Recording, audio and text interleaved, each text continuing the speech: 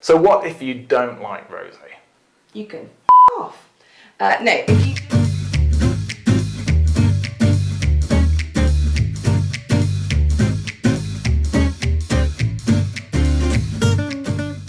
Hello and welcome back to Boozy the Beast, How to Drink Better, and part 2 of our barbecue episode.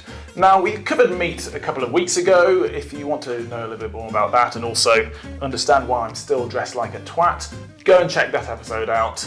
But today we are looking at fish and vegetables. Now, to be honest with you, I don't eat that much meat these days, but I do love fish, especially grilled fish on a barbecue. It reminds me of being on holiday.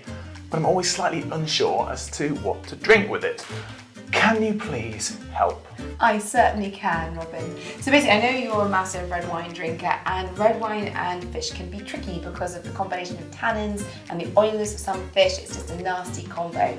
So what goes really well with a fish dish, generally, is something that's from the seaside, that sort of seaside-y feel. So you're looking at something like an Albarino, particularly from Rías Baixas, or you've got a Picpoul de Pinet from France. I don't know anyone who's going to complain about either of these wines. They are easy drinking, absolutely beautiful, complement fish perfectly because they've got that salinity to it. It's a really, really lovely combo.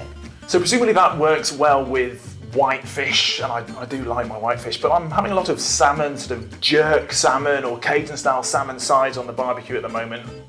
Would this work with that, or would you recommend something else? Absolutely, either of these two would work very well, but you want to think about weight and texture. So if you've got something heavier, like a salmon, then you can look at something like, still a cool climate, still sort of a lighter Chardonnay or a Chenin. Those are slightly... Okay. Yeah. And Chenin we looked at last week as well. So yeah, check out that episode as well. It's just an episode of plugging previous episodes. It's very easy to do. My favourite at the moment is a nice, fresh, seared tuna steak. Oh, it's so meaty. Oh, that just screams holiday to me. Could I get away with a red wine with that? Please, could I get away with the red wine? I know that you love your red wine, and it is quite hard to balance those two sometimes, but you can. If you go for something really light and probably low in tannins, maybe look for a very light Burgundy or a New World Pinot Noir that will be slightly chilled down. That will go with a heavier fish like a tuna or a swordfish, something like that. And of course, you know what I'm going to say next? I'm going to say rosé. Because as I have said before, rosé is the answer to many a gastronomique, I'm going to say that, gastronomique question. So basically, rosé pairs beautifully with a number of things. For example, we're moving away from fish into some seafood territory. Oh, yes. Yeah. Prawns, the classic. Yeah, shrimps on the barbie. Don't you start now. I'm the one in the hat. That's so true. And I've suffered as a result. Rosés are such good pairing wines, particularly in summertime, particularly the barbecue, because they can cross over with that high acidity, those fruit flavours, whether it's dry or slightly sweet to combat that barbecue sauce. However, rosés are a brilliant move forward for something like that. And if we're moving away from the pescatarians among you to the vegetarians and the vegans, rosé is also really, really good with your grilled vegetable skewers. And in fact, grilled vegetables go beautifully with rosé. And yet another plug, we actually did an episode about rosé a few months ago, and it was quite informative and educational. I actually taught by wine people Yeah. in the wine community that we explained rosé better than anything else. Good. Just I'm saying. glad we've done something right in the last... That one episode 5 is really worth a watch. So what if you don't like rosé? If you don't like rosé, that's totally, again, your palate preference. You're wrong, but it's your palate preference. So another good thing to remember is what grows together goes together. So say you're grilling some halloumi cheese on the barbecue. Halloumi! Oh dear. And there's also a cheese episode where there are many a cheese puns. Don't watch that. Don't watch that, we're very drunk. Anyway, moving swiftly on.